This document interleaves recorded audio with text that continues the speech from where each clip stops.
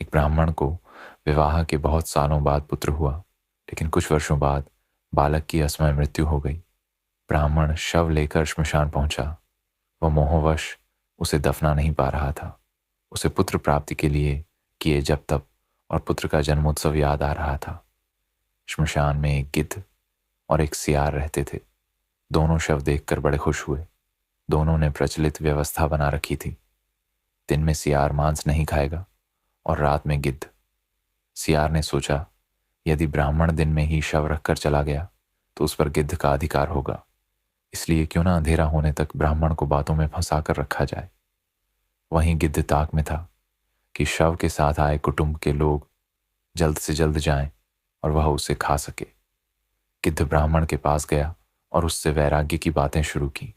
गिद्ध ने कहा, मनुष्य, आपके दुख का कारण यही मोह माया ही है। संसार में आने से पहले हर प्राणी का आयु तय हो जाती है। संयोग और वियोग प्रकृति के नियम हैं।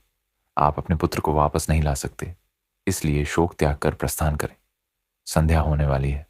संध्या काल में श्मशान प्राणियों के लिए भयदायक होता है, इसलिए शीघ्र प्रस्थान करना उचित है। गिद्ध की बातें ब्राह्मण के साथ आए रिश्तेदारों को बहुत प्रिय लगीं। वे ब्राह्मण से बोले, बालक के जीवित होने की आशा नहीं है, इसलिए यहां रुकने का क्या लाभ। सियार सब सुन रहा था।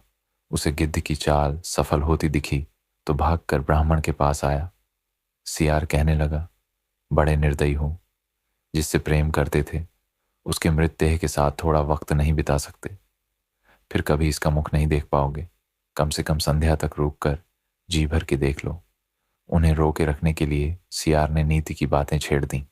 जो रोगी हो, जिस पर अभियोग लगा हो और जो श्मशान की ओर जा रहा हो, उसे बंधु बांधवों के सहारे की जरूरत होती है। सियार की बातों से परिजनों को कुछ तसल्ली हुई और उन्होंने तुरंत वापस लौटने का विचार छोड़ा।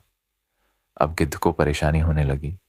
उसने कहना शुरू किया, तुम ज्ञानी होने के बावजूद एक कपटी सियार की बातों में आ गए। एक दिन हर प्राणी की यही दशा होनी है। शोक त्याग कर अपने अपने घर को जाओ। जो बना है वह नष्ट होकर रहता है। तुम्हारा शोक मृतक को दूसरे लोक में कष्ट देगा। जो मृत्यु के अधीन हो चुका, क्यों रोकर उसे व्यर्थ कष्ट देते हो।